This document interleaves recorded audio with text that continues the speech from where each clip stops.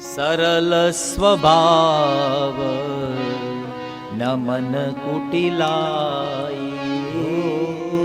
સરલ સ્વભાવ મન કુટિલાય. નારદજી પછી સુખદેવજી પણ સંત છે. સુખદેવજી પરીક્ષિતને મળ્યા.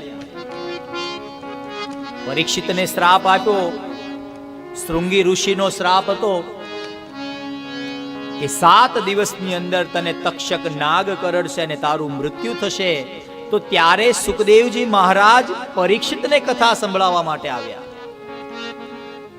પરીક્ષિતી મહારાજે પોતાનો રાજ દરબાર બધું છોડી અને સત્ય સમજાણું કે હવે મરવા સિવાય કોઈ વિકલ્પ નથી. આખા પૃથ્વી ખંડના રાજા હતા અને જ્યારે બ્રાહ્મણનો શ્રાપ મળ્યો કે 7 દિવસમાં મૃત્યુ પામીશ, એટલે પરીક્ષિત રાજાએ બધું છોડી અને સાધુનો સંગ વિચાર્યો, સંતોનો સંગ વિચારી અને ગંગાના કિનારે બેઠા.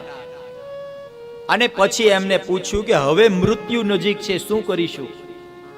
બહુ ભોગ ભોગવ્યો, બહુ વિલાસ ભોગવ્યો. ત્યારે કોઈ હાથ ન પકડે. ત્યારે કોણ હાથ પકડે? સંત હાથ પકડે. અને સુખદેવજી મહારાજે એમનો હાથ પકડ્યો. યોંતઃ પ્રવેશ્ય મમ વાચમિમામ પ્રસુપ્તા સંજીવયત્યખિલ શક્તિધર સ્વદામ્ના. અન્યાયશ્ચ હસ્તચરણં શ્રવણં ત્વગાદી પ્રાણાન્નમો ભગવતે